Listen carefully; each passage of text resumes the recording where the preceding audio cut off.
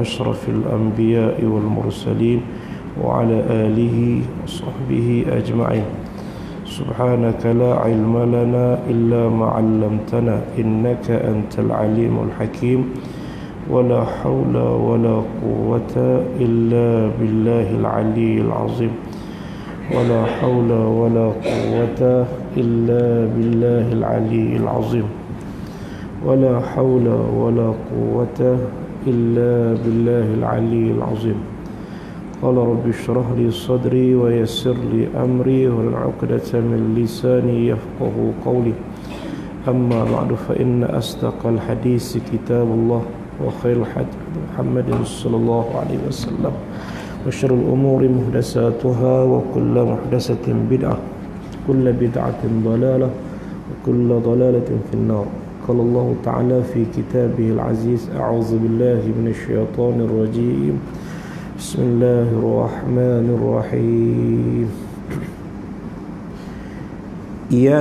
يسألونك عن الأهلة قل هي مواقيت للناس والحج وليس البر بأن تأتوا البيوت من ظهورها ولكن البر من اتقى وأتوا البيوت من أبوابها واتقوا الله لعلكم تفلحون. الآية. صدق الله مولانا العظيم.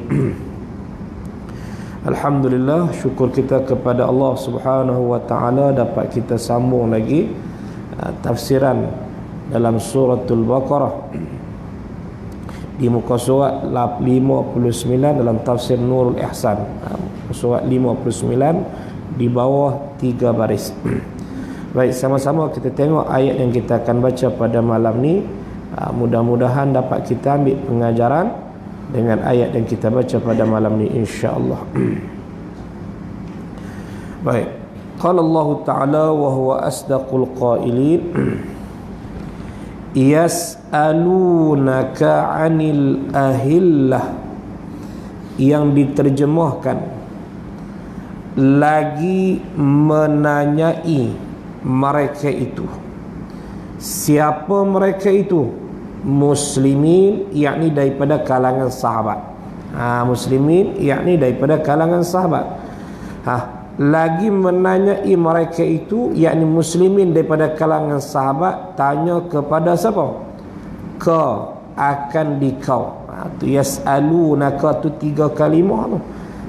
Yas'alu tu satu kalimah, waw tu satu kalimah, dhamir jamak, ka tu satu kalimah, dhamir khitab. Duk tempat nasab jadi maf'ulun bih. 3 kalimah pada kata yas'alunaka. Maka diterjemahkan lagi menanyai mereka itu. Siapa yang akan tanya ni? Mereka itu siapa? Muslimin, yakni daripada kalangan sahabat. Tanya akan dikau. Tentang apa mereka akan tanya tu? Anil ahillah, daripada bulan. Ahillah tu jamak daripada hilal. Hilal ni bulan. Kita pun guna setengah-setengah kita guna nama syarikat hilal. Hilal tu ambil daripada ahillah ni ialah jamak daripada hilal. Ahillah ni ialah jamak daripada hilal. Hilal tu kalau diterjemah ke bahasa kita ialah bulan. Bulan. Maka nanti akan tanya kepada engkau, hai Muhammad, di kalangan sahabat engkau. Tanya tentang apa? Tentang ahillah, tentang bulan.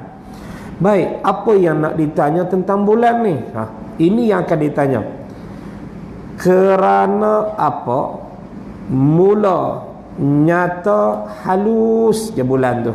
Bentuk bulan, syaklul ahillah tu, syaklul hilal tu, mula nyata halus saja. Baik, kemudian bertambah besar. Tu dia panggil summa yazidu, tambah ke besar. Daripada halus, khat, nampak macam satu benang, satu garisan aja. Maka dibesar sampai cukup bulatan dia. Baik, maka nak tanyanya kerana apa, pasal apa mula nyatanya halus, kemudian bertambah-tambah besar hingga penuh, sempurna. Kejadian bulan tu penuh. Bila penuh tu kemudian balik ia, ini kembali ia bulan tu semula seperti asal, makin kecil makin kecil. Itu yang mereka akan tanya kepada engkau, hai Muhammad, tentang bulan ahillah. Maka yang bertanya tu, kata setengah ulama, antaranya Abdullah ibnu Abbas, dia kata Mu'az bin Jabal, dan juga Tha'labah bin Ghanam. Dua orang inilah yang pergi jumpa Rasulullah. Ya Rasulullah, ma balal hilal yabdu daqiqan mislal khayt thumma yazidu hatta yamtali'a wa yastawiya wa yu'azzim wa ya'zim thumma la yazalu yankus wa yaduqu hatta ya'udu kama kana. Macam hak kita baca tadilah. Jadi dia tanya perihal bulan ni, kenapa mula muncul dia nampak halus saja, kemudian dia membesar sehingga sempurna bulan tadi. Kemudian bila sempurna bulatan tu, dia akan kembali kepada asal, makin kecil, jadi macam pula kejadian kemunculan dia. Baik, nak tanya pasal apa bulan macam tu, matahari tak macam tu? Tu di kalangan sahabat ada yang tanya kepada Rasul, itu yang ditanya. Baik, bila soalan tu akan ditanya, Allah dah beri maklum kepada Nabi kita, ini jawapan dia. Bila ditanya macam tu, engkau jawab macam ni, hai Muhammad. Mana? Tak habis tadi. Kemudian balik ia, ini kembali ia, bulan tadi kecil. Maka bulan ni tiada seperti matahari. Kenapa bulan ni dia tak macam matahari? Pergerakan dia tak macam matahari, kan? Masa dia ada ketika nampak kecil, lepas tu makin besar, kemudian sempurna bulatan, lepas tu dia kembali kecil balik. Kenapa dia jadi macam tu? Baik, bila soalan tu ditanya macam tu, Allah ajar kepada, Allah beri maklum kepada Nabi kita dengan diwahyukan, Muhammad, engkau kata macam ni. Apa dia? Kul hiya mawaqitu linnasi wal hajj. Kata olehmu ya Muhammad. Engkau jawab macam ni Muhammad. Kul, katakanlah ya Muhammad. Apa dia? Hiya, iaitu. Apa iaitu tu? Ahillah, bulan-bulan tadi yang kamu tanya tu. Tu segala waktu bagi manusia. Bulan yang kamu tanya tadi, daripada asal keluar kemunculan dia halus kecil, membesar sehingga cukup bulatan penuh, kemudian kembali balik kepada semula kejadian asal kemunculan dia. Baik, kamu tanya macam tu, jawapan dia ialah tu segala waktu bagi manusia. Segala waktu bagi manusia. Yang ini manusia mengenali, manusia mengetahui kedudukan waktu dan masa dalam urusan kerja mereka hari-harian. Kita tengok pak tani kan, dia tahu waktu mana dia nak tanam, waktu mana dia nak bercucuk tanam, waktu mana dia nak menuai padi dan sebagainya. Jadi semua tu kaitan dengan waktu dan masa. Maka waktu dan masa itulah yang kamu tanya tentang bulan tadi ataupun ahillah tadi. Kamu tanya tu sebenarnya tu adalah kaitan dengan segala waktu bagi manusia. Selain tu Allah khususkan antara waktu yang terkait dengan manusia, secara umumnya semua benda, dan secara khususnya Allah sebut dan waktu haji. Haji pun kaitan dengan waktu, kaitan dengan bulan. Al-hajju ashhurun ma'lum. Haji itu adalah bulan-bulan yang dimaklumi. Maka Allah sebut secara khusus di sini haji. Kaitan dengan masa, kaitan dengan waktu. Lain dan waktu bertanam tanaman. Kita nak zar'i, kita nak tanam. Bagi petani-petani yang mereka nak bercucuk tanam, mereka ambil kira waktu, maka dia kait dengan ahillah bulan tadi. Dan waktu meniaga, bagi pedagang, bagi peniaga juga kaitan dengan waktu perniagaan mereka. Dan iddah perempuan, zaman tarabus dia panggil, waktu menunggu-nunggu, waktu menanti-nanti, nisbah dengan perempuan ketika dia nak habiskan tempoh iddah dia, kait dengan waktu juga. Itu semua kait dengan waktu. Dan puasa juga kait dengan waktu. Sumu li ru'yah, puasalah kamu dengan melihat, musyahadah, saksikan bulan atau puasa. Dan berbuka, iftar ataupun fitr, berbuka juga terkait dengan waktu. Dan pertangguhan ni nisbah pada bayaran hutang. Bila berhutang kita kena bayar dalam bentuk tangguh, tempoh, ajal dia panggil, tempoh. Maka tempoh kaitan dengan waktu juga. Dan pertangguhan yakni pada bayaran hutang. Pada bayaran hutang, maka dia terkait dengan waktu juga. Itu di antara manfaat yang balik kepada manusia kaitan dengan yang kamu tanya tadi, bulan. Baik. Maka seandainya macam ni, maka jika berkekalan atas satu hal, kelakuan bulan tadi dia kekal di atas satu keadaan sahaja, tidak berubah dalam beberapa bentuk tadi. Seandainya kita kata macam tu, apa jadi? Nescaya tiada diketahui yang demikian itu segala waktu yang tersebut. Mana? Waktu hajinya, waktu bercucuk tanamnya, waktu berniaganya, waktu bereddahnya, waktu berbuka puasanya, waktu berpuasanya, semua tadi tak dapat nak diketahui seandainya kelakuan bulan tadi dalam satu hal sahaja. Ini yang hak diminta oleh Allah, suruh Nabi kita jawab bila mana ada soalan di kalangan sahabat yang tanya Rasulullah, selagi mereka itu akan tanya tentang ahillah, tentang bulan. Baik, kalau kita nak kira lah soalan yang ditanya ni, soalan yang ditanya oleh Mu'adz bin Jabal dan juga Sa'labah ni, dia tanya dalam bentuk syakl, dalam bentuk rupa bentuk bulan tu. Pasal apa dia jadi mula-mula daqiq khat makhtut, dalam bentuk garisan yang halus, kemudian tu dia membesar membentuk bulan sabit, lepas tu bentuk bulan purnama, lepas tu kembali balik kepada bulan sabit sehingga hilang pula. Sepatutnya bagi mereka soalan ni mereka nak tanya di sudut bentuk tu. Macam mana dia jadi macam tu? Macam mana dia jadi macam tu? Daripada kecil ke besar kemudian kembali ke kecil. Macam mana dia jadi macam tu sedangkan matahari tak? Itu soalan yang naknya. Baik, tiba-tiba Allah perintah Nabi kita jawab macam ni. Jawab bulan tadi kaitannya dengan waktu. Yang waktu ni sangat bermanfaat untuk kamu.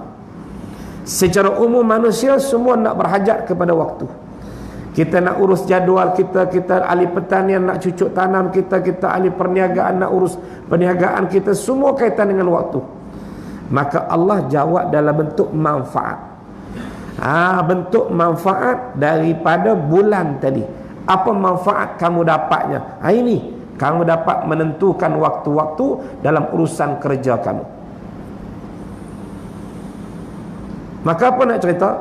Nak cerita di sini soalan tadi tak dijawab seperti mana yang dikehendaki, tapi dijawab dalam bentuk yang lebih manfaat. Itu dalam bentuk yang lebih manfaat. Sepatutnya kamu kena tanya apa faedah, apa manfaat daripada kejadian bulan sebegitu jadinya. Apa manfaat? Sepatut kena tanya macam tu. Baru jawapan dia qul hiya mawaqitu linnas. Tapi soalan tadi tanya dalam bentuk kehendaknya asal macam lain, tapi Allah jawab dalam bentuk ini manfaat untuk kamu. Apa nak cerita? Di sini satu uslub, satu gaya bahasa, satu penggunaan kata yang elok, yang terbaik dalam Quran yang kita boleh ambil contoh. Contoh macam mana? Kadang-kadang kita ni menjadi rujukan masyarakat contoh, ataupun kita dalam ahli keluarga kita ketua keluarga, suami ketua keluarga. Kadang-kadang soalan daripada anak-anak, soalan daripada orang rumah kita, ahli rumah kita, bagi kita soalan tu dia tanya tu, dia nak jawapan tu rasanya tak ada faedah apa, baik aku jawab macam ni. Tanya macam lain tapi jawab macam lain. Pasal apa kita tak melayani jawapan hak dia nak tu? Sebab bagi kita benda tu tak ada faedah. Benda tu tak ada faedah. Baik aku jawab macam ni, jawab sesuatu yang ada faedah untuk dia. Maka macam mana kamu ambil kaedah yang kamu gunakan, soalan yang ditanya satu soalan yang nak jawapan dia bentuk macam ni, tiba-tiba kamu jawab dalam bentuk yang lain. Kamu ambil kaedah mana tu? Ini kaedah Quran tunjuk. Tu yas'alunaka 'anil ahillah qul hiya mawaqitu linnas. Satu kaedah yang kita boleh pelajari daripada apa yang diajar dalam Quran kepada kita. Ada kadang-kadang soalan yang ditimbulkan tu tak ada faedah apa pun. Tak ada satu kelebihan apa pun. Maka bagi kita yang nak menjawab, baik kita jawab dalam bentuk yang macam ni. Kaitan dengan soalan, baik aku jawab macam ni, kerana yang ni lebih manfaat daripada apa yang kau nakkan tu. Maka kita gunakan kaedah apa tu? Kita gunakan kaedah seperti mana Al-Quran tunjukkan, satu ibrah, satu pengajaran untuk kita. Kadang-kadang kita tengok dalam, kita duduk meeting, kita duduk mesyuarat kan, lontaran-lontaran ahli mesyuarat tu, kita boleh tengok lah dia tanya macam ni. Kita duduk melayani dia, kadang-kadang buang masa aja. Kadang-kadang kita sebagai pengerusi tu, aku layan soalan ni lagi, masa benda lain nak bincang banyak lagi. Kita jawab macam ni, soalan tu macam ni, tapi kita jawab macam ni. Pasal apa ni? Yang ni lebih faedah daripada apa yang kamu nak daripada jawapan tadi. Maka kaedah yang sama digunakan dalam Al-Quran, yang kita boleh ambil pengajaran daripada ayat ni. Tu yas'alunaka 'anil ahillah qul hiya mawaqitu linnas lil hajj. Baik. Kemudian rentetan daripada tu ada sebut al-hajj. Tadi ada sebut waktu haji. Maka menjadi kebiasaan orang-orang Arab jahiliyah. Ini ayat depan. Menjadi kebiasaan orang-orang Arab jahiliyah, mereka juga mengerjakan haji. Sebab haji ni sebelum daripada Nabi kita pun, masyarakat dulu dapat mengerjakan haji cara mereka. Maka bila mereka berihram haji, mereka akan masuk rumah melalui pintu belakang. Dia tak masuk ke depan. Ihram aja, dia akan masuk pintu belakang, dia akan keluar ke pintu belakang. Kalau dia duduk di kawasan dia Arab Badawi ataupun dia Arab Badiah, dia panggil Arab kampung, Arab duduk padang pasir, mereka duduk dalam penempatan khemah-khemah mereka. Mereka duduk di khemah, maka mereka akan keluar masuk dalam khemah tu melalui pintu belakang. Kalau Arab-Arab yang duduk di kawasan bandar kota, yang buat dalam bentuk binaan rumah mereka, bila mereka berihram, mereka akan tebuk dinding belakang untuk sebagai laluan keluar masuk mereka. Mereka tak akan guna laluan depan. Ini tabiat amalan jahiliyah mereka bila mereka mengerjakan haji. Baik, kemudian perbuatan mereka itu pada anggapan mereka, pada tanggapan mereka, tu satu kebajikan. Tu satu kelebihan besar tu. Bila berihram, masuk keluar adalah melalui pintu belakang. Bahkan setengah tu naik ke atas bumbung, masuk ke atas, tak masuk ke pintu utama. Maka perbuatan mereka itu mereka anggap baik, mereka anggap elok, mereka anggap satu kebajikan. Maka turunlah ayat walaisal bir bi an ta'tul buyuta min zuhuriha. Baik. Walaisal birru, dan tiada kebajikan. Jadi bukanlah satu kebajikan tu, laisal bir.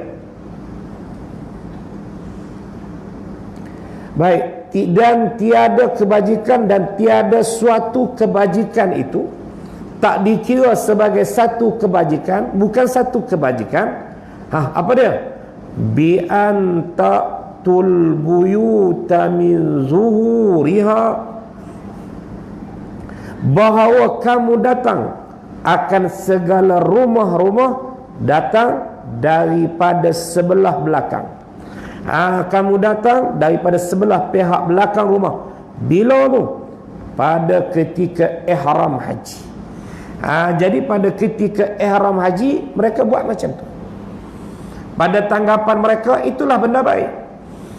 Tebuk dinding kalau yang berdinding. Kalau yang berkhemah, masuk di pihak belakang, tak masuk ke depan. Maka bila macam tu, Allah turunkan ayat ni, sampaikan kepada mereka. Bukan satu kebajikan. Yang hampa duk anggap satu kebajikan tu bukan satu kebajikan. Apa dia? Bahawa kamu datang akan segala rumah-rumah daripada sebelah belakangnya bila pada ketika ihram haji. Titik. Cerita sikit sejarah. Adalah mereka itu, siapa dia? Orang-orang Arab jahiliah ni. Masa jahiliahnya dan awal Islamnya, tebuk lubang. Hanya tebuk lubang pada belakang rumah. Hanya tebuk lubang di belakang rumah untuk apa? Masuk keluar daripadanya, daripada itu lubang. Bila? Ketika ihram. Maka mereka buat tu kerana apa? Ada tunjuk ada dalil ke? Ada satu perintahan ke? Dan sengka mereka itu. Sengka, yakni beranggapan, ataupun mendakwa mereka itu, atau beranggapan mereka itu demikian itu demikian itu masuk melalui lubang di belakang rumah tu adalah kebajikan. Mereka anggap itu satu kebajikan. Jadi bila mereka anggap satu kebajikan, mereka buatlah benda tu. Benda tu bila buat, dia ada ikutan lah. Dia jadi ikutan-ikutan, jadi satu budaya mereka macam tu. Maka budaya tadi dikaitkan dengan satu kelebihan ibadat, seolah-olah tu satu kebajikan. Nak menolak ataupun nak menangkis dakwaan tu lah turun ayat walaisal birra. Walaisal birru bi an ta'tul buyut min zuhuriha. Habis yang hak kebajikan sebenarnya yang mana?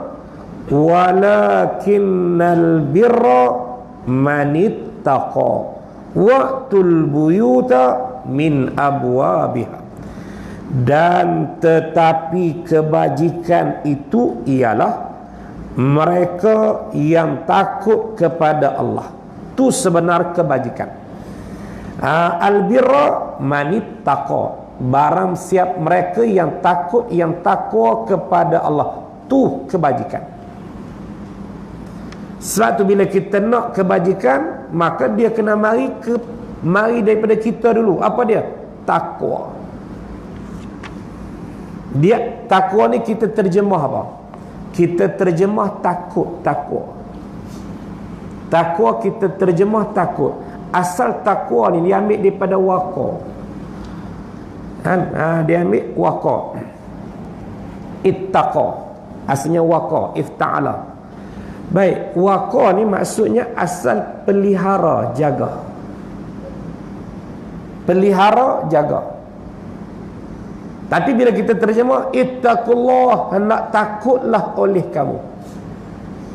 Kita terjemah dengan takut. Sampai satu daripada rukun khutbah ialah kena berpesan, wasiat dengan takwa. Maka kita terjemah apa dia? Takutlah oleh kamu. Takutlah kamu. Sebenarnya takut-takut ni ialah khauf ataupun khasyah. Itu baru takut. Habis tu kenapa diterjemah takwa tu dengan takut? Dia panggil terjemahan tu terjemahan lazim. Terjemahan takwa dengan takut tu terjemahan lazim. Macam mana lazim? Dia asal takwa tu ialah ambil daripada waqa, wiqayah. Kita panggil jaga, kawal. Kalau kita panggil mencegah lebih baik daripada mengubati. Mencegah, mengawal lebih baik daripada mengubati. Dalam Arab disebut apa? Al-wiqayah khairun minal ilaj. Wiqayah atau waqa. Wiqayah mencegah, mengawal, kontrol, pelihara, itu lebih baik daripada mengubati. Maka asalnya ittaqa ni ialah pelihara, jaga, kontrol, kawal. Kawal apa? Kawal daripada takut buat maksiat, takut buat benda mungkar, takut tertinggal perintahan Allah, takut tak buat kerja taat. Maka bila kita duk beringat, bila kita duk jaga, lazim daripada situ apa dia demai? Takut tak? Takut. Contoh, kita ada satu-satunya laluan nak langkah sungai ni, ada satu jambatan titi. Titi tu titi yang kita rasa sakat jalan kaki boleh, naik motor boleh, kereta tak boleh. Kereta tak boleh lalu lah. Walaupun ruang untuk lalu kereta tu ada, tapi kayu dia tak tahan lah, rasuk dia tak tahan lah. Tapi sakat lalu motor jalan kaki boleh. Maka kita duk lalu motor jalan kaki tu, kita beringat tak? Beringat tu. Maka hasil dia beringat tu apa dia? Takut tak? Takut. Takut apa? Takut jatuh.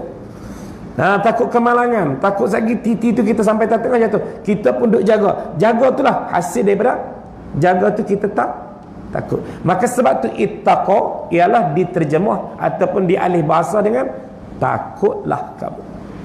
Asal jaga. Jaga apa? Jaga perintahan Allah. Maka kita nak jaga dia mana? Mana takut. Beringat. Sebab tu kita dalam kehidupan kita, kita mesti kena ada dua, khauf dan raja, takut dan harap. Kena ada takut dan harap. Dengan takut tadilah kita duduk dalam keadaan beringat dah, duduk jaga tu. Aku sekejap nak solat Isya ni, lepas solat Isya sekejap lepas mengaji nak solat Isya, lepas solat Isya nak balik nak rehat, esok nak pergi sembahyang subuh, main nak jemaah, lepas nak jemaah nak pergi kebul, lepas tu kalau dah nak balik solat duha sat. Duduk dalam keadaan beringat saja. Dalam keadaan kita beringat ni dia panggil zikir mana apa? Ingat. Maka nak ingat ni, kalau tak ada takut dia ingat tak? Payah. Sebab tu orang yang hak naik motor, kita tengok budak-budak kan, kita yang hak waras ni, hampa tak takut dah. Dia naik motor tu dia menerak boleh hak. Dia menerak tak motor, melunjuk. Dia kebungan kaki, kebungan tangan. Kadang-kadang dia punya steering, dia punya handle dia tak pegang. Kita ni macam mana? Syahang ni tak ada perasaan takut ke? Tak ada orang. Pasal apa? Dia kata dia kena apa? Ais kata nama. Kita pun tak kerti kan nak sebut lagu tu lah. Dia kena ais ketua kata penama, tak tahulah. Dia hilanglah takut tu. Bila dia hilang takut, dia boleh buat sesuatu apa dia nak buat. Sedangkan hilang takut ni syarat tak bagi. Syarat suruh ada takut. Khaufan wa tama'a. Khauf kena ada, tamak harap kena ada. Khauf dan tamak, khauf dan raja. Kita syariat suruh ada takut, tiba-tiba kita nak buang sifat takut. Tengok kita nak buang sifat takut dengan apa? Ambil pil khayal, ambil benda-benda yang boleh hilang takut, maka kita berani buat apa saja yang berisiko tinggi. Tu kerja dunia kita. Akhirat kita tak ingat dah. Hak dunia pun kita lupa dah. Benda hak berisiko tinggi pun kita berani buat, sebab kita hilangkan sifat lupa kita dengan ambil pil tadi, dengan ambil benda khayal tadi. Baik, macam mana pula hak akhirat kita? Kita ingat tak? Lagi-lagilah tak ingat. Sebab tu hilang akal suatu jenayah. Tunggu dia sebut maqasid syar'iyah. Salah satunya apa dia? Hifzul akal, jaga akal, pelihara akal. Daripada apa? Daripada mabuk, daripada sakit mabuk. Maka kalau mabuk dengan sebab dia sengaja, dia pilih nak mabuk, ada hukuman hudud, kena pukul, kena rotan. Sebab jaga akal tu mesti. Daripada sini kita nak main takut ni. Sebab tu dia ada muqaddimah, dia ada mujibatil khauf. Kita nak mendatangkan takut tu kena buat lagu mana? Ingat janji Allah, ingat siksa Allah, ingat kesalahan-kesalahan yang Allah janjikan dalam Quran, kamu kena dihumban dalam neraka. Maka ingat benda tu dia panggil apa? Mai takut. Tiba-tiba kita cuba nak buangkan sifat takut dengan nak khayalkan fikiran kita, sampai kita buat berani apa saja kita nak buat. Dosa ke tak dosa? Kita tengok, dosa ke tak dosa? Tuhan bagi akal kita suruh hadirkan takut, suruh hadirkan rajak dalam kehidupan kamu, sehingga kamu rajin buat ibadat, kamu rajin buat kerja taat, kena ada sifat tu, tiba-tiba kita cuba nak hilangkan akal tu. Salah ke tak salah? Memang salah. Dalam undang-undang syariat Islam memang kena pukul, kena bawa sebatan. Orang yang mabuk, orang yang hilangkan akal, zawalul aql, izalatul aql, hilangkan kewarasan. Ini semua menunjuk orang tu tak takwa.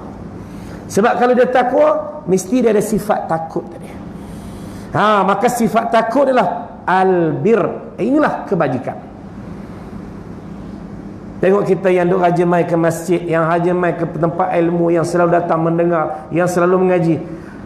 Masa kita duduk dalam majlis ni, kita rasa takut tak dengar cerita-cerita lagu ni? Dia mari takut. Mari takut tu comel. Mari takut tu elok dah tu.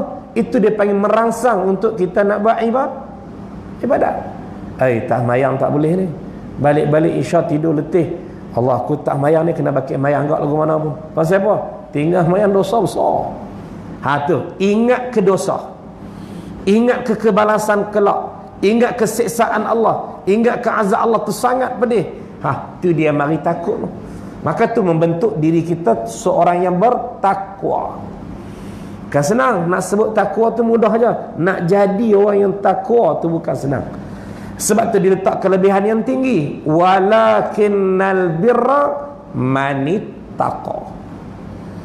Yang diterjemah, dan tetapi kebajikan itu ialah mereka, ialah mereka yang takut kepada Allah. Maka nak takut ni dia mai ikut mana? Dia mai ikut kenal. Kita kenal bu, kita rasa gerun. Kalau kita tak kenal, nak mai gerun lagu mana? Kita tak kenal, nak rasa takut lagu mana? Selalu kita buat contoh.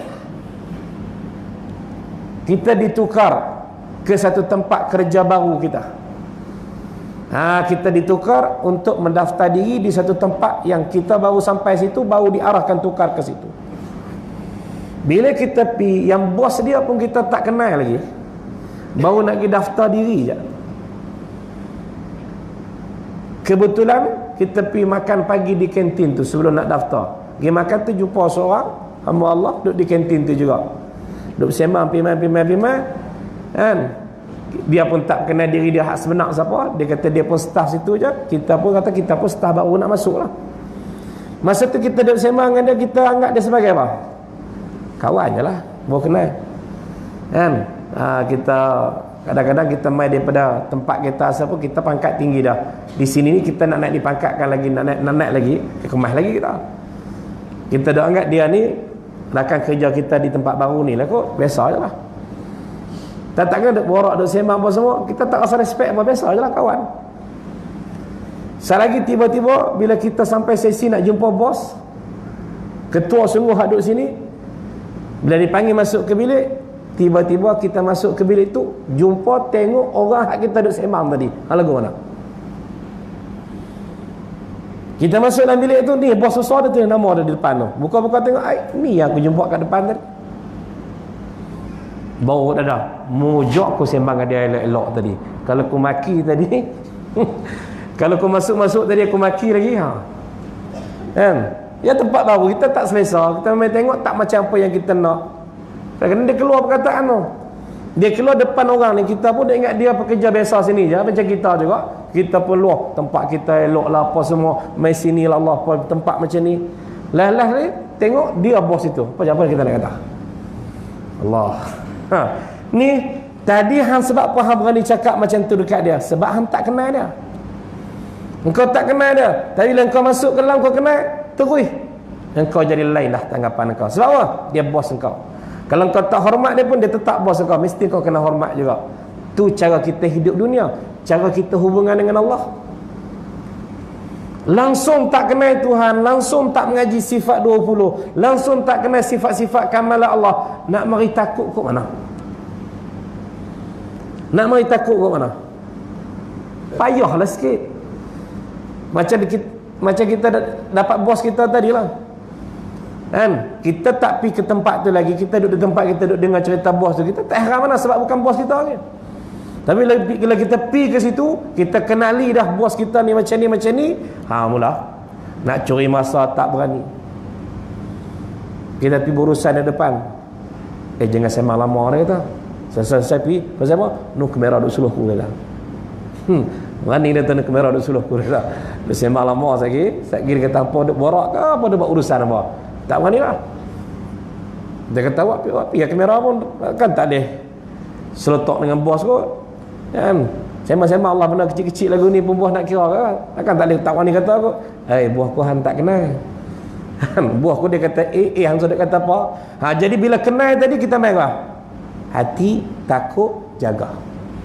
Pasal apa kita hak hukum Allah kita tak boleh jaga? Pasal apa hukum Allah kita tak boleh ikut? Pasal apa hukum Allah kita malas kita segan? Kemungkinan boleh jadi sebab tak ma'rifatillah. Sebab tu suruh kenal i'lam fa'lam annahu la ilaha illallah. Sebab tu lah, sebab dia ada kaitan dengan takwa, dia ada kaitan dengan takut. Maka yang inilah yang Allah puji, walakinnal birra manittaqa. Kemudian Allah sambung, wa'tul buyuta min abwabiha, dan datanglah oleh kamu akan rumah-rumah. Datang tadi daripada segala pintunya, pintu hak depan bila tu? Pada ketika ihram ke dan lainnya, lain daripada ihram ke, masuk ke pintu utama tu lah. Ni nak batalkan hukum ataupun benda hak menjadi pegangan mereka sebelum ni. Mereka duk pegang kata masuk ke belakang tu satu kebajikan, tinggalkan, itu bukan satu kebajikan, tak ada apa pun. Masuk ke depan ni, itu cara Allah ajar kepada kita. Sebab ada kadang-kadang kita ambil satu benda yang syarak tak nak sebut apa pun kaitan dengan benda tersebut di sudut kelebihan, kita ambil anggap dia sebagai satu kelebihan. Itu tak payah. Hak kelebihan, hak sebenar ialah manittaqa. Sikit je ayat dia, manittaqa. Tapi bahasan dia menjadi berjilid-jilid ulama buat kitab. Manittaqa, mereka yang bertakwa, ringkas je ayat. Tapi huraian kepada mereka yang bertakwa, ulama karang kitab, tulis kitab. Ciri orang yang bertakwa, orang yang bertakwa mesti ikut jalanan ni, mesti menjalani jalanan ni, maka dia jadi orang yang bertakwa. Maka huraian dah ruas. Dan mudah-mudahan kita juga termasuk dalam manittaqa, mereka yang bertakwa. Sebab tu di penutup ayat, wattaqullah la'allakum tuflihun, dan takutlah oleh kamu akan Allah. Tengok penutup dia, takutkan oleh kamu akan Allah. Sebab Allah tutup dengan ayat seumpama ni, suruh kita takwa, suruh kita takut. Sebab kita buat suatu benda yang tak betul. Kamu duk pegang, kamu duk percaya, kamu duk dakwa, kamu duk anggap masuk di pintu belakang tu adalah satu kebajikan. Benda tu tak betul. Syarak tak suruh macam tu, agama tak suruh macam tu. Hak sebenar, hak kebajikan ialah takwa. Datang melalui pintu utama ni, ikut yang asal balik. Jangan kamu buat satu hukum baru. Maka bila larangan macam ni ada, biasa penutup dia wattaqullah. Takutlah oleh kamu akan Allah. Maka macam kata tadilah tuan-tuan, nak boleh takut ni bukan senang. Boleh kata di mulut takut, tapi nak boleh jadi sampai ke hati kita takut tu memang payah sikit lah. Dia kena melalui proses yang banyak. Kena mengaji dalam tauhid akidahnya, kemudian kita mengaji pula dalam ilmu cara akhlak, cara peribadi. Baru kita rasa takut baru nak mendekat tu dia panggil taqarrub, mendekatkan diri kepada Allah. Sebab tu Allah suruh kita ingat kepada dia senantiasa. Suruh kita ingat dia senantiasa, tu dia panggil zikrullah.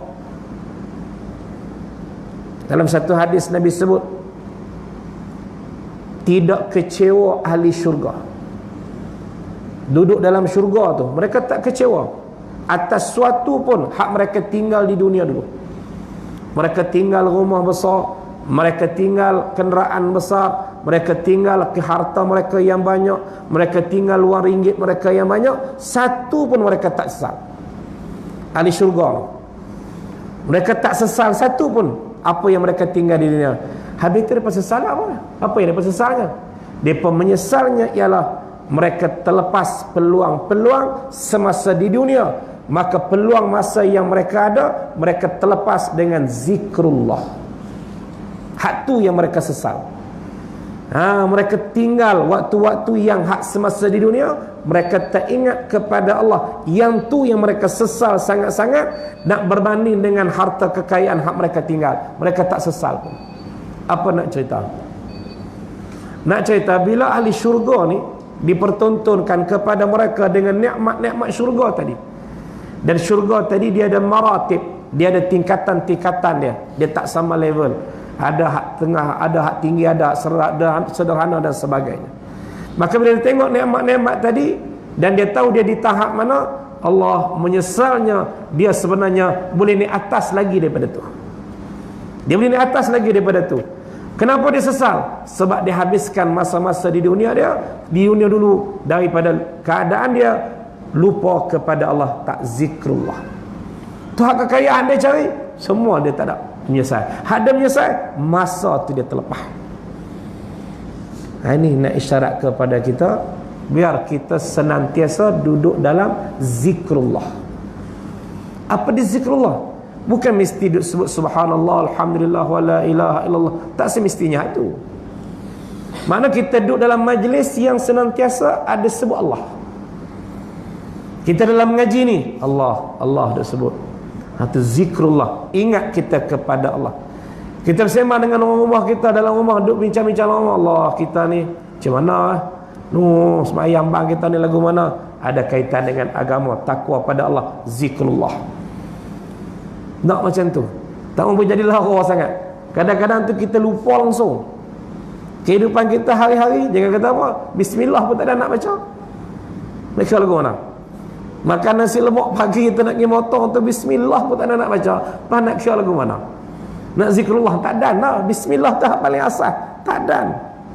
Nak kata alhamdulillah pun tak dan. Nak pergi menoreh tu bismillah di pokok pun tak dan.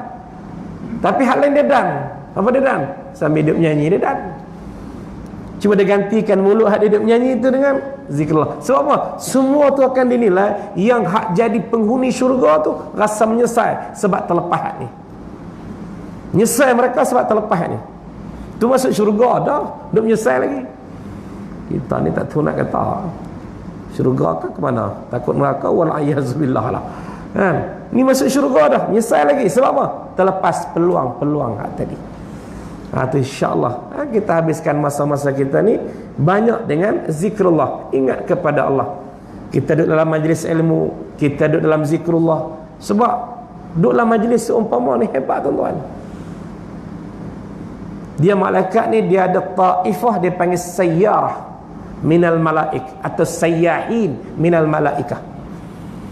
Malaikat Allah ni banyak, malaikatullah ni banyak. Maka sebahagiannya satu taifahnya dia panggil malaikat sayyarah ataupun sayyahin minal malak. Dalam hadis sebut dia bergerak, malaikat ni dia bergerak.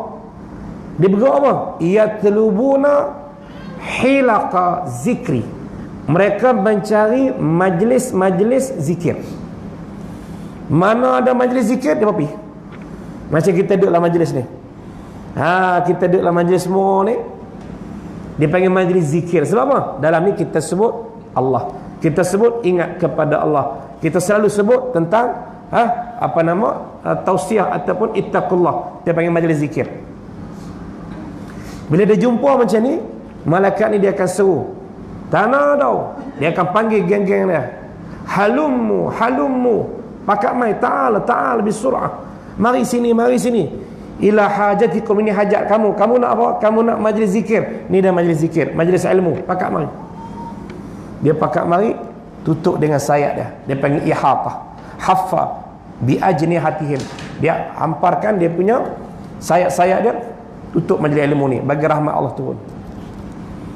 Bila selesai majlis ni, Nabi sebut dalam hadis, fasa'ida ila sama, dia akan naik ke langit. Malaikat tadi akan naik ke langit. dan dia akan ditanya oleh Allah dalam keadaan Allah dah tahu dah, cuma Allah tanya. Allah tanya apa? Han naik tadi daripada buat apa? Sebelum naik tadi daripada tasbih. Mereka yusabbihunaka, mereka bertasbih kepada engkau, mereka bertahmid kepada engkau, mereka bertakbir kepada engkau. Malaikat beritahu Allah, Allah tahu dah, cuma Allah tanya. Mereka subhanallah, alhamdulillah, wa la ilaha illallah, Allah akbar. Tu kita ada baca ba'da salah. Kelebihan besar tu. Kita ada baca selepas mayang tu, duduk sat zikir, jangan keluar lagi, duduk sat. Sebab ada kelebihan tu dia pakai majlis zikir, duduk je zikir. Subhanallah, alhamdulillah, wa la ilaha illallah, Allahu akbar. Lepas tu Allah tanya pada malaikat, mereka duduk zikir tu depa bisa tengok aku ke? Allah tanya, depa bisa tengok aku ke? Malaikat kata depa tak bisa tengok. Mereka tak bisa tengok engkau ya Allah, tak pernah tengok engkau. Baik, Allah tanya, baik, kalau dia tengok aku macam mana? Maka kata malaikat, seandainya manusia tadi boleh tengok engkau ya Allah, mereka akan lagi bersungguh-sungguh kerja ibadat. Tu mereka duk zikir tu, mereka tak tengok engkau ya Allah. Kalau mereka boleh tengok engkau, lagi hebat mereka kerja ibadat kepada engkau, lagi hebat. Tu cara mereka tak tahu, mereka tak pernah tengok engkau. Baik, kemudian mereka minta apa? Tanya malaikat, mereka minta apa tu dalam zikir tu? Mereka tak minta lain, mereka minta syurga engkau. Mereka minta syurga engkau. Allah tanya, mereka bisa tengok syurga ke? Bisa tengok syurga ke? Tak, mereka tak bisa tengok syurga. Macam mana kalau dia bisa tengok syurga? Kata malaikat, seandainya manusia ni melihat syurga, nescaya ibadat mereka lagi sakan. Ibadat mereka lagi berganda-ganda mereka kerjakan kalau seandainya mereka tengok syurga. Pada itu Tuhan tanya, mereka minta berlindung dengan apa tak? Ya ta'awuz. Ta'awuz, mereka minta apa lagi? Mereka minta berlindung dengan neraka engkau. Mereka tak mau neraka engkau, mereka minta berlindung. Lepas itu Allah tanya, mereka bisa tengok neraka orang? Kata malaikat, tak bisa. Macam mana kalau mereka pernah tengok neraka? Maka jawab malaikat, seandainya mereka ni tengok neraka, mereka takkan kerja maksiat dah. Mereka takkan kerja maksiat dah kalau seandainya mereka tengok neraka. Kemudian Allah sebut, qad ghafartu lahum, sungguhnya aku ampun dosa mereka yang duduk dalam majlis zikir tu. Siapa yang hadir dalam majlis zikir ni, Allah ampunkan dosa. Aku ampunkan dosa mereka. Celah tu malaikat kata, ya Allah, dalam hak ramai-ramai mari tu, dia bukan nak hadir majlis zikir, dia duk ada masalah lain. Dia meduk tu dia ada masalah lain. Dia bukan nak main zikir pun, dia bukan ada dalam majlis ilmu pun, dia ada masalah lain. Lagu mana? Macam contoh kita lah, dia main nak jumpa tu imam contohnya. Kena-kena tu imam duk mengaji dalam masjid, dia nak berurusan dengan tu imam pasal nak kenuri anak dia. Pasal nak kenuri anak dia, bukan bagi nak mengaji, bukan nak mengaji tak. Itulah tu imam duk dengar ataupun duk buat kuliah. Duk dulu lah tu imam duk buat kuliah, duk dulu lah. Dia duduk sini, dia mari nak dengar mengaji tak? Tak, dia duduk je. Baik, maka malaikat nak cerita lagu tu dah cerita dah. Dalam majlis zikir tadi ya Allah, ada seorang Fulan bin Fulan, dia ni bukan nak main majlis zikir, dia kebetulan lalu dia ada urusan lain, kemudian dia duduk situ. Macam mana kau nak ampunkan dosa dia bukan ahli zikir? Malaikat tanya Allah. Allah kata apa? La yashki, tidak jadi penat dengan sebab keberkatan orang-orang hak zikir ni, tak menjadi penat oleh jali suhum, oleh orang yang duduk bukan niat main nak zikir ataupun main nak mendengar ilmu. Apa maksud? Maksudnya dengan sebab dia mari duduk saja, dia bukan nak dengar pun, dia ada urusan lain, dia duduk saja dalam majlis ilmu, kelebihan orang, keberkatan orang hak duk berzikir, duk balik ilmu tu sampai ke dia gatik, dia pun dapat keampunan juga. Tu nak kata hebat tak hebat? Mari duk je, bukan mengaji lagi pun, duk je dalam majlis zikir ni. Dia dah dapat kelebihan hasil daripada keberkatan orang hak mengaji ni, dapat keampunan daripada Allah, dia pun dapat keampunan daripada Allah. Lepas tu nak kata lagu mana, rugi ke untung? Tu orang hak mari hak bukan nak zikir, mari ada kerja lain. Kita hak betul-betul mari nak cari ilmu ni, mari nak dalam majlis zikir ni, mari nak solat jemaah ni, memang niat hak ni dah dan duduklah ni dah. Agak-agak lagu mana? Kalau hak mari duduk saja pun ada, takkan dengan hak niat tadi tak ada apa. Nah, ini nak cerita kelebihan kita duduk dalam majlis zikir. Tubuklah duduk. Tama-tama di Masjidin Nabawi. Tu ada hadis khusus di Masjidin Nabawi. Kan sama kita berjuang di medan peperangan fi sabilillah bila kita duduk dalam halaqah ilmu di Masjidin Nabawi. Ni berbuk pasal apa? Pasal kita nampak kelebihan tadi. Kelebihan kita duduk dalam majlis zikir. Sebab tu kaitan dengan ittaqullah, takwa pada Allah. Bila kita duduk dalam majlis ni kita rasa lagu mana? Rasa lain lah.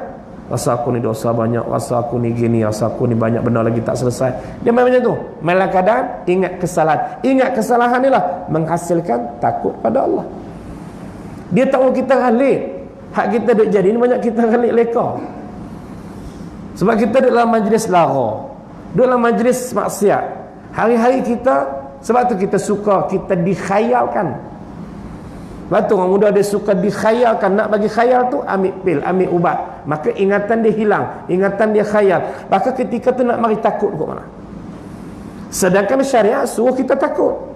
Tiba-tiba takut langsung tak ada. Lepas tu nak jadi ahli syurga ke mana? Ini hak Allah pesan kat kita.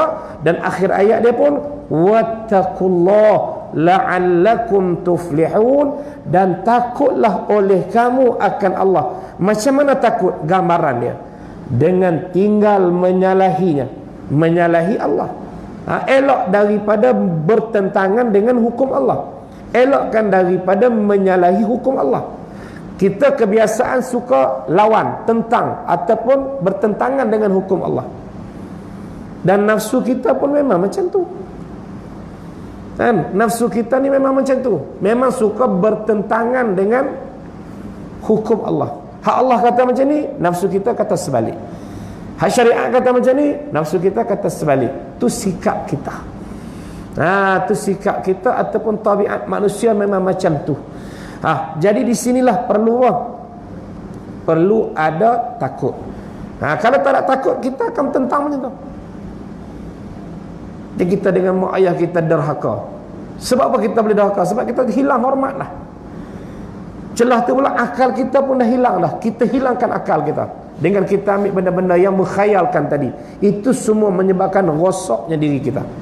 Bila kita boleh kontrol hak ni, boleh kawal hak ni, apa kesan dia? Allah janjikan kita, la'allakum tuflihun, mudah-mudahan dapat kemenangan kamu. Kemenangan kita apa? Dengan syurga. Itu kemenangan kita. Akhir kita ialah jannatullah. Hari ini kita nampak destinasi kita nak ke mana? Kan selalu kan orang duk bagi motivasi dunia ni, dia selalu letak kita, tuan-tuan, kita masuk dalam program motivasi ni, mesti yang pertama kita kena ada apa? Hadaf. Kita kena ada apa? Tujuan, objektif kita mesti ada. Dia nampak sekat tu lah kehidupan dunia kita. Baik, kita hak mengaji cara agama ni pula, hadaf kita apa? Matlamat kita apa? Aina tazhabu, nak ke mana kita? Yalah jannatullah, syurga Allah. Tu yang berjaya, tu tuflih. La'allakum tuflihun, mereka yang berjaya ialah jannah, syurga Allah. Maka nak pergi ke syurga tu rasa-rasa tuan-tuan mudah tak? Perjalanan dia mudah tak? Kemampuan kita tu okey ke tak? Mampu tak? Masa yang diberi kepada kita tu lama tak? Untuk kita nak mendaki puncak jannatullah. Maka jalanan inilah yang Imam Ghazali mendatangkan kepada kita. Dalam kitab karangan dia disebut jalanan inilah, jalanan yang sukar, yang ada liku-liku dia di celah-celah gunung. Gunung yang tinggi, puncak dia digambarkan sebagai syurga di atas. Nak naik bukit ni, jalan dia sukar. Kesihatan kita pula tak kuat, tak mampu, lemah kesihatan kita. Kemudian gangguan pula di perjalanan. Masa pula yang dibagi singkat. Tu gambarannya. Hadaf kita ni, Nak pergi ke mana ni? Syurga Allah. Masa berapa lama? 60, 70. A'maru ummati baina 60 wa 70 atau kama qala. Umur umat aku antara 60 70. Masa singkat 60 70. Apa mana kan? Dan buat semula sekali je. 2 kali, kali pertama mau nikah tanah semula, tebang tanah mula kali lagi habis. Kan 60 70 tahun ya. Masa singkat, perjalanan sangat liku-liku. Kita kuat tak? Kita tak larat. Dalam tak larat tu perjalanan dah liku-liku, celah tu ada kacau tak? Ada kacau, ada gangguan. Itulah gambaran nak ke syurga. Bayangkan. Kita pernah tak lalui jalan tu? Kita tahu tak lalui jalan tu? Tak tahu, tak ambil tahu langsung. Ada tu senok ada kata. Agak-agak lagu mana kita. Kan? Inna hadainahu sabil imma syakiran wa imma kafura. Aku tunjuk jalan dah 2 jalan. Kamu nak syukur ke? Kamu nak kufur? Ni balik kepada ilmu. InsyaAllah tuan-tuan, dengan kita duduk mengaji, dengan kita duduk mendengar ni, mudah-mudahan akan jadi pedoman, petunjuk kepada kita supaya kehidupan kita tadi tidak lalai. Baik, Haris, kita berhenti dulu. Dan tatkala ditegah Nabi SAW daripada Baitullah tahun Hudaibiyah, wallahu subhanahu wa ta'ala a'lam. Bismillahirrahmanirrahim. Alhamdulillahirabbil alamin, wassalatu wassalamu ala asyrafil anbiya wal mursalin wa ala alihi wa sahbihi ajma'in. Allahumma inna nas'aluka 'ilman nafi'ah wa arzaqan wasi'ah wa a'malan salihah وسعادة دارا حسن الخاتمة وأنت خير الرازقين. اللهم اجعل اجتماعنا هذا وغيره من رحمة وافترافنا من بعده بالمغفرة والعصمة وارفع عنا يا الله البلاء والنكمة. اللهم طهر قلوبنا من النفاق وأعمالنا من الرياء وألسنتنا من الكذب وأعيننا من الخيانة فإنك تعلم خائنة الأعين وما تخفي الصدور. اللهم قوي إيماننا وحد صفوفنا واجمع قلوبنا على محبتك يا الله. ارحمنا يا الله، ارحمنا يا رحمن، ارحمنا يا رحيم برحمتك يا أرحم الراحمين. ربنا آتنا في الدنيا حسنة وفي الآخرة حسنة وقنا عذاب النار. وصلى الله على سيدنا محمد وعلى آله وصحبه وسلم والحمد لله رب العالمين.